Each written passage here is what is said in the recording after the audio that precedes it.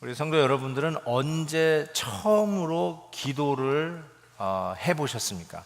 내가 처음으로 의식적으로 consciously 내가 하나님께 내가 이제 기도를 시작한다 하면서 기도를 시작해 본 때가 언제입니까?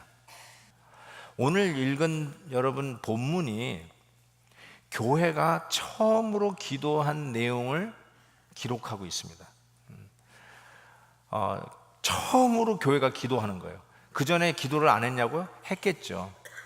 그렇지만 교회가 형성되고 난 후에 베드로의 설교에 3,000명 혹은 5,000명씩 막 몰려오던, 그러면서 교회가 형성되던 그 초대교회 당시에 기도를 했겠지만 성경에 기록된 첫 기도는 오늘 본문입니다. 그런데 그 기도가 어떻게 시작됐냐면 교회가 어려움에 봉착했을 때 교회가 비로소 기도를 시작하는 것을 보게 됩니다. 저는 이 본문에서요, 우리 교회가 처음으로 기도하고 있는 모습을 기록한 이 본문에서 기도에 담고 있는 내용이 무엇이며, 그리고 이 초대교회가 어떻게 기도를 배워가는지를 한번 같이 살펴보려고 합니다. 감옥에 갇혀 있었던 사도들이 그 경고를 받았습니다. 다시는 예수의 이름으로 무엇도 하지 말고 전하지도 말라라는 경고 혹은 내지는 협박을 받고 석방이 되죠. 할 수 없는 그 여론에 석방이 된 것입니다. 그런 가운데 그 어려움 속에서 제일 먼저 한 사도들의 행동이 오늘 본문 23절에 이렇게 적어놨어요. 사도들이 노임에, 이제 감옥에서 풀려남에 그 동료에게 가서 제사장들과 장로들의 말, 그 협박하는 말을 알렸습니다. 이러다가 교회가 큰일 나겠다, 이제 교회는 어떡하냐, 뭐 이런 이야기를 했겠죠. 그랬을 때 그들이 듣고 한 마음으로 하나님께 소리를 높여 이르되, 이렇게 본문이 시작됩니다. 사도들이 이 문제를 처음으로 교회에 알렸다는 사실이 굉장히 중요합니다. 그리고 교회가 이 기도의 제목을 받았을 때 잘 보세요. 한 마음으로 하나님께 소리를 높여 기도를 하기 시작했습니다. 교회의 첫 기도의 제목을 내놓았고, 교회는 그 기도의 제목을 받고 한 마음으로 같이 기도하기 시작했어요. 저는 이것이 굉장히 중요하다라고 저는 생각해요. 왜 이게 굉장히 중요하냐면, 기도는 교회적으로 같이 하는 게 먼저예요. 그게 먼저예요. 사람들이 모이는 그 공동체가 함께 모여서 무슨 사회적인 이슈를 가지고 데모하는 장소가 아니라 기도하는 집이 같이 모여서 예배드리던 그 장소라고 얘기하셨는데, 지금의 그 교회의 공동체를 생각해 볼 때 처음으로 교회가 함께 모여서 기도하는 것을 배우게 되고, 사도들이 기도의 제목이 있을 때 혼자 골방에 들어가서 혼자 기도한 게 아니라 교회의 기도의 제목을 놓고 교회가 한 마음으로 기도했다는 사실이에요. 개인주의가 팽배한 이 시대에 인디비주얼리즘, 나쁜 건 아니지만 개인주의가, 그리고 미국에서 이 프라이버시가 얼마나 중요한지 우리가 알잖아요. 그래서 개인의 경건 생활의 강조점이 많이 이렇게 좀 부각이 됐던 것도 사실이에요. 필요했었어요. 그래서 나온 말이 큐티예요. 큐티. 저는 자랐을 때 큐티라는 말 들어본 적도 없었어요. quiet time, 그거 해야 된다고. 우리는 은혜 받으면 새벽 기도지 큐티 이런 말 들어본 적이 없어요. 그래서 요즘은 큐티를 해요. 옛날엔 신앙생활 잘못했냐? 아니에요. 옛날에 큐티가 없었을 때 새벽 기도를 할 때도 신앙생활 참 잘했다고 생각해요. 이 개인적인 것이 발전돼 가지고 개인적으로 골방에 들어가서 quiet함을 갖는 그것 참 중요하다고 생각해요. 그럼에도 불구하고요, 여러분, 교회적으로 기도하는 거 간과하시면 안 돼요. 아니, 그게 실은 더 중요해요. 교회적으로 기도하는 게 훨씬 더 중요해요. 그게 바로 교회의 교회다움입니다. 내가 이 교회에 속해 있다, 내가 베델교회 교인이라는 걸 어떻게 자연스럽게 체득이 되고 실감이 되느냐? 내 기도의 제목이 나의 개인적인 골방 기도가 아니라 우리 교회의 기도 제목이에요. 그래서 교회에다가 기도의 제목을 내놓는 것이 지극히 자연스러운 거예요. 그러면서 기도를 배워요. 기도하면서 교회가 하나가 되고 하나 된 교회는 함께 기도합니다. 그게 바로 교회의 본질적인 모습인 것을 초대교회의 첫 기도문을 통해서 배우는 모습이라고 저는 생각합니다. 이 기도를 할 때 이 교회가 시편을 인용하면서 기도를 합니다. 그게 바로 25절, 26절 조상 다윗의 입을 통하여 성령으로 말씀하게 하신 것을 인용을 하는데, 열방이 분노하며 족속들이 허사를 경영하였는고 세상의 군왕들이 나면서 관리들이 함께 모여 주와 그리스도를 대적하는도다 하신 이로소이다. 교회가 지금 위기에 닥쳤어요. 더 이상 예수의 이름 전하면 어떻게 될지 몰라요. 그런 상황 속에서 시편 2편을 인용하고 있습니다. 그런데 이 이야기를 하면서 특이하게 이 기도의 제목 속에 느껴지는 몇 가지 사항이 있는데, 제가 한 두 가지 정리를 한번 정리해 보겠습니다. 여기서 뭐라고 지금 이 교회가 기도를 하냐면 27절 28절에 과연 헤롯과 본디오 빌라도는 이방인과 이스라엘 백성과 합세하여 하나님께 기름 부으신 거룩한 종 예수를 거슬러 하나님의 권능과 뜻대로 이루려고 예정하신 그것을 행하려고 이성에 모였나이다. 한국말은 이게 긴 문장에 대해서 잘 이게 기법 무슨 말인가 좀 약간 혼돈스러운데, 지금 헤롯과 더불어 본디오 빌라도 로마가 합세해가지고 예수 그리스도를 지금 공격한다는 것이죠. 그래가지고 예수를 십자가에까지 못을 박았는데 이렇게 쓰고 있어요. 28절에 이것이 무엇이냐? 예정하신 대로 되어가는 일이다, 이렇게 얘기하고 있어요. 이게 하나님이 예정하신 대로 되어가는 일이다. 여기서 굉장히 중요한 말을 하는데 예정이라는 말이 나왔어요.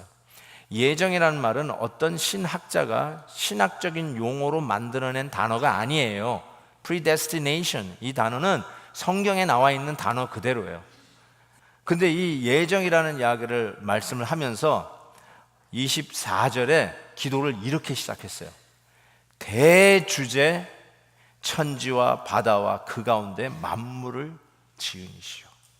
기도를 누구한테 시작하냐면 대주제, 영어로 Sovereign Lord.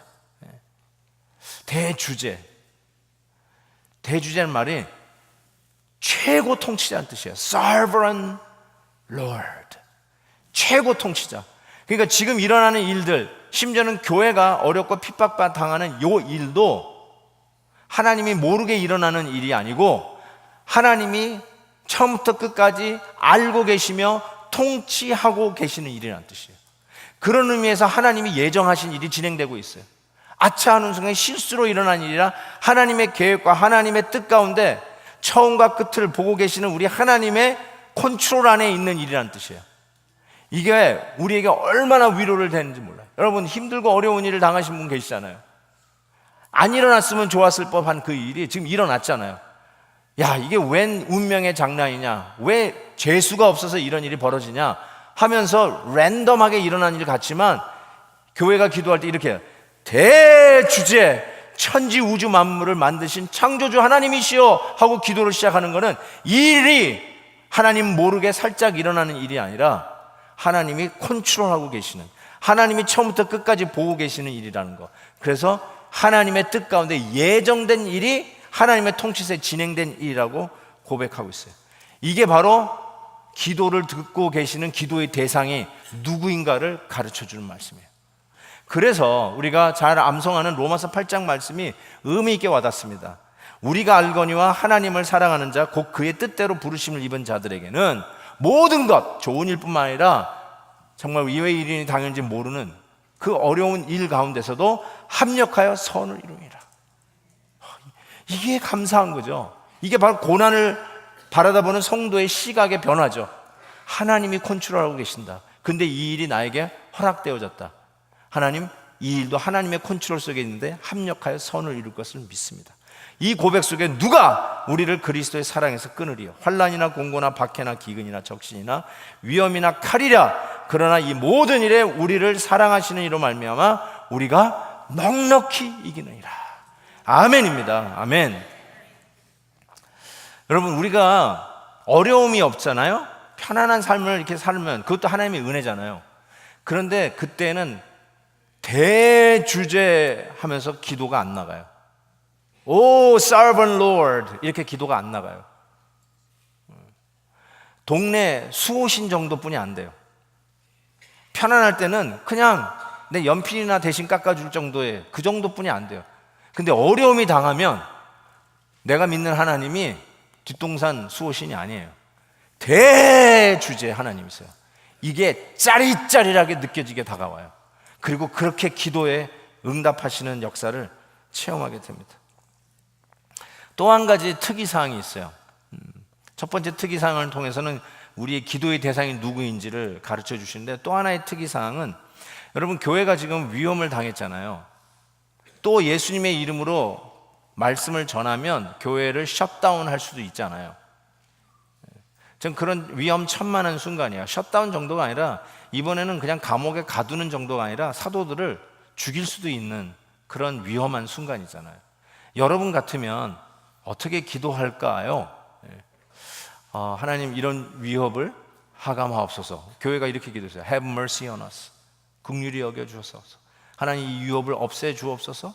어쩌면 그렇게 기도할 수도 있었을 거예요. 그런데 Have mercy on us. 하감하옵소서. 요 기도를 한 후에 그 다음 기도 제목을 이렇게 적고 있어요. 뭐라고 하냐면, 종들로 하여금 담대히 하나님의 말씀을 전하게 하여 주시오며.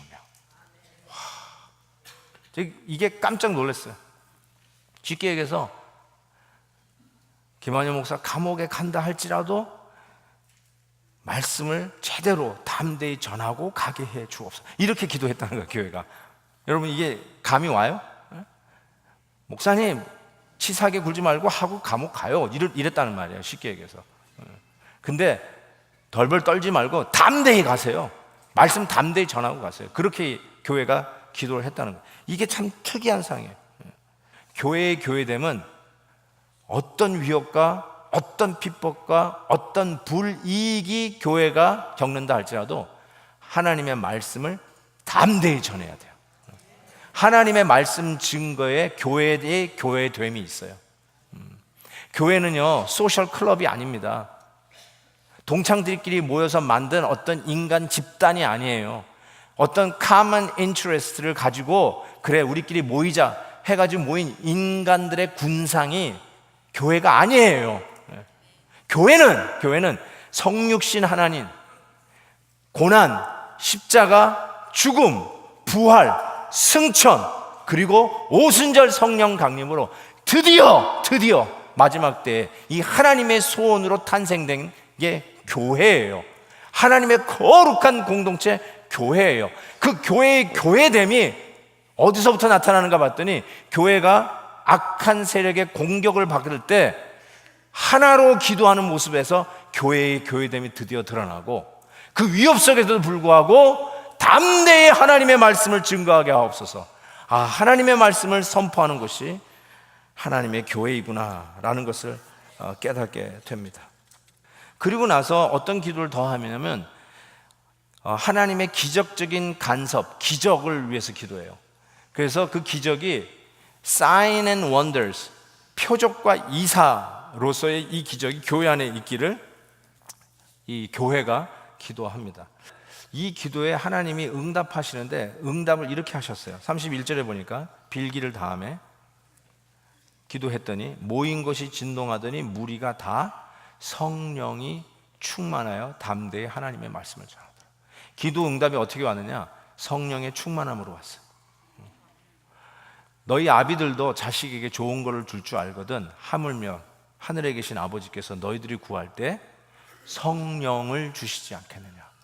우리가 병 낫기를 구했을 때 때로는 병도 낫지만 때로는 병이 낫지는 않을 수도 있지만, 그럼에도 불구하고 하나님은 응답을 성령의 충만함으로 응답해 주세요. 그것이 바로 교회가 함께 기도할 때 주시는 하나님의 약속, 성령 충만입니다. 한 가지 여기서 더 생각해 볼 수 있는 것이, 이들이 함께 모여 빌기를 다음에 그 자리가 진동했다라고 성경은 적고 있습니다. 이 진동은 여러분 셀폰의 진동 모드 바이브레이션은 아닙니다. 여기의 진동은 지진을 의미합니다. earthquake, 이 지구가 움직이는 진동, quake, 흔들림을 이야기합니다. 이들은 핍박을 통해서 기도하는 자로 나아갔고, 그들은 기도하면서 earthquake, 세상을 흔드는 자들로 거듭나고 있음을 암시하고 있습니다. 사도행전은 이들이 어떻게 거듭난지를 누누이 밝힙니다. 나중에 나오겠지만 사도행전 17장에 보면 이 예수쟁이들을 이렇게 얘기합니다. 천하를 어지럽게 하는 자라는 별명을 갖습니다. 천하를 어지럽게 하는 자, 영어로 얘기하면 우리 크리스천들은 They have turned the world upside down. 그게 크리스천 닉네임이에요. They have turned the whole world upside down. 즉 세상을 흔드는 자들이 되었다라고 얘기합니다. 믿음장이라고 하는 히브리서 11장에서는 믿음의 사람들을 이렇게 얘기합니다. 이런 사람은 세상이 감당하지 못하리라. 세상이 감당하지 못하는 자로 변해가고 있는 교회의 모습을 지금 보여주고 있습니다. 여러분, 이 세상은 수도 없이 흔들어댑니다. 아니, 흔들리는 세상에서 우리도 덩달아 흔들릴 수밖에 없는 연약한 존재들임을 우리는 고백합니다. 초대교회 성도들도 흔들릴 수밖에 없었던 핍박의 상황이 그들을 아주 요동치며 흔들고 있었습니다. 우리는 다른 방법이 없었어요. 속수무책이었습니다.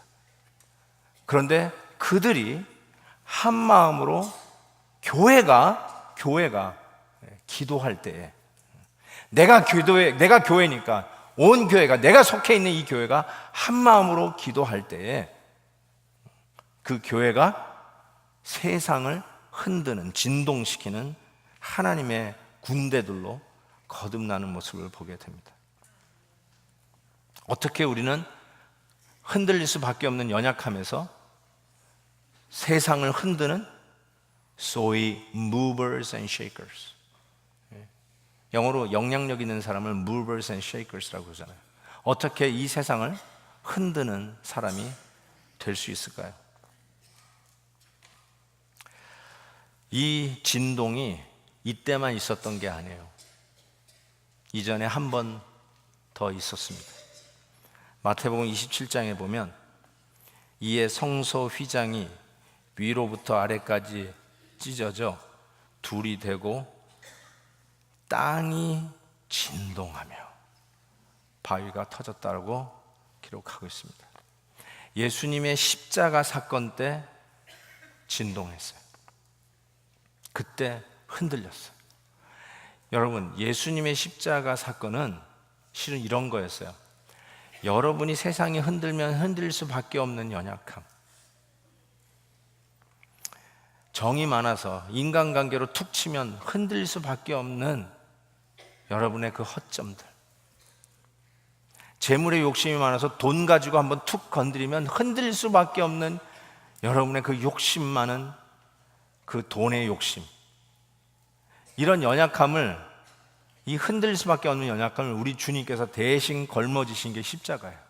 그 십자가에서 여러분이 흔들릴 수밖에 없는 그 연약함을 대신 십자가에서 흔들려 주신 게 진동 사건이에요. 여러분의 병을 주님이 받으시고 여러분에게 나음을 주셨고, 여러분이 찢겨져야 할 그 부분을 주님이 대신 찢겨주셔서 여러분을 꼬매주셨고, 여러분이 흔들려야 할 그 연약한 수많은 죄악의 유혹들을 주님이 받으셔서 대신 흔들려 주신 것이 십자가예요. 고로 주님은 이렇게 말씀하세요. 내가 십자가에서 흔들려졌으니 너희는 더 이상 이 세상에서 흔들리지 말고 오히려 세상을 흔드는 movers and shakers in the name of the Lord, 예수 그리스도의 이름으로 이 세상을 흔드는 자들이 되라. 그게 십자가예요. 십자가를 믿는 사람은 당연히 그래야 돼요. 왜요? 내가 흔들릴 수밖에 없는 연약함 때문에 예수님이 흔들려 주셨으니까. 내가 죽을 수밖에 없는 죄악을 가지고 십자가에서 대신 죽으시면서 우리를 살게 하셨으니까. 내가 넘어질 수밖에 없는 그 죄악의 연약함 때문에 흔들릴 수밖에 없는 그 연약함을 대신 받으시고 십자가에서 흔들려 주셨으니까 우리는 더 이상 그 죄 때문에 흔들리지 말고 당당하게 하나님의 군대로, 하나님의 군사로 서서 이 세상을 흔드는 자, 이 세상을 진동시키는 자, the true movers and shakers, 하나님의 이름으로 이 세상을 흔드는 자가 되라고 말씀하시는 거예요. 앤드류 모레이의 The Prayer Life라고 하는 책이 있습니다. 제가 어제 하루 종일 이 책을 읽었어요. 이 책은 1912년, 즉 3.1 운동이 일어나기 5년 전이에요. 1912년에 남아공의 스텔론부시라고 하는 도시에서 목회자와 선교사님들, 특별히 Dutch Reform이라고 부르는 그 교단 목사님들과 선교사님들을 불러서 컨퍼런스를 한 거예요. 소위 부흥회를 한 거예요, 쉽게 해서. 그 부흥회 때 나온 그 강의가 저렇게 책으로 나오게 됐습니다. 그러니까 저거는 목사님들에게 한 말씀이었어요. 제가 이걸 읽으면서 너무너무나 찔림을 받고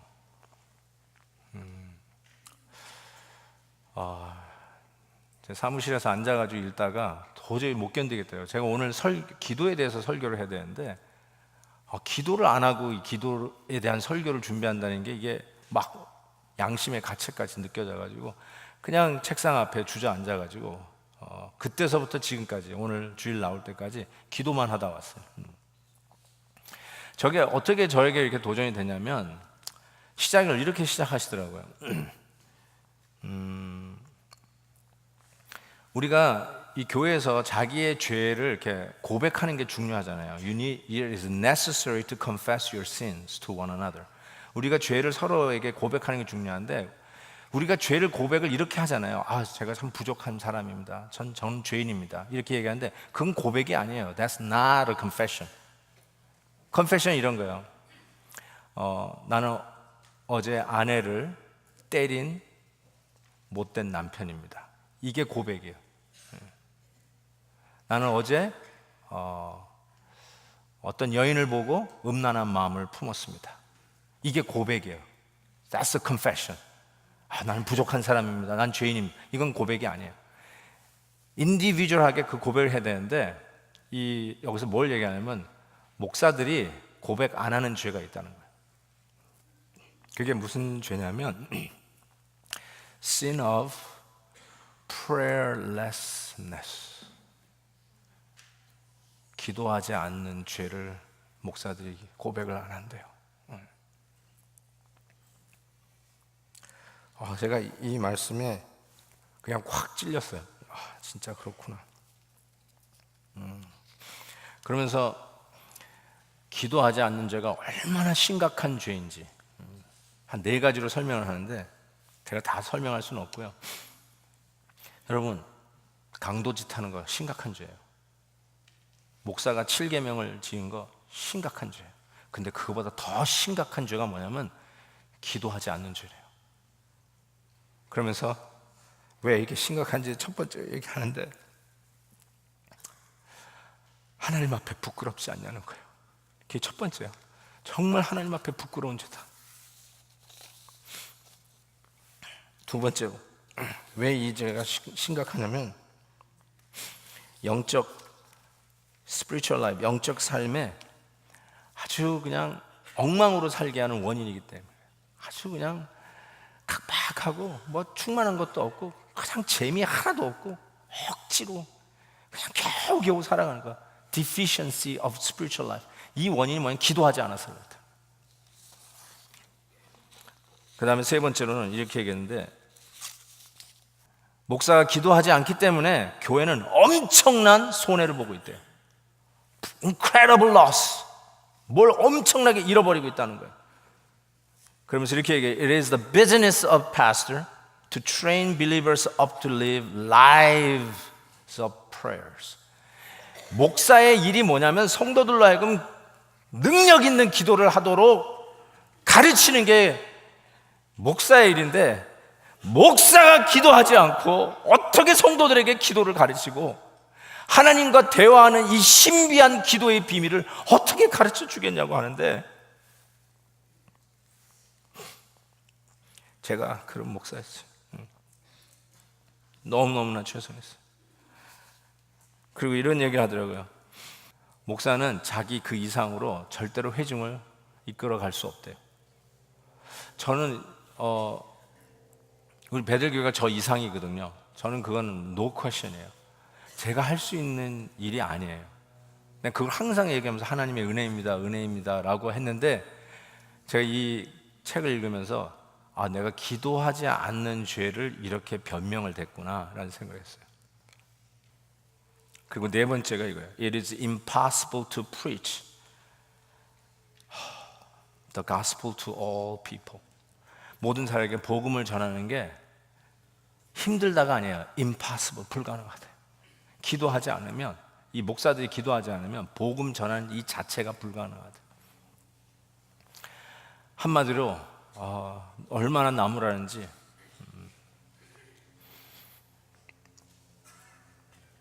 목사들에게 하는 말이 이거야. 장난치지 말라는 거예요. 기도하지 않고 하는 모든 일은 장난이에요. 여러분, 우리는 알아요. 어렵고 힘들 때 하나님 앞에 비로소 무릎을 꿇어요. 편안할 때는 기도 안 해요. 그래서 어쩌면 우리의 연약함은 거기에 있는 것 같아요. 그래서 무릎 꿇게 하세요. 그런데 참 희한하죠. 어려워서 무릎을 꿇었는데 하나님은 바꿔달라고 하는 환경 대신에 나부터 바꾸시는 걸 체험하게 돼요. 내가 변하고 변한 나를 통해서 바꿔야 할 환경들이 바뀌어지기 시작하는 게 하나님의 뜻인 거를 기도하면서 많이 깨닫습니다. 사랑하는 성도 여러분, 참 부끄럽습니다. 제가 기도 잘 하지 못하는 목사인 게 너무너무나 부끄러워서 더 열심히 하겠습니다.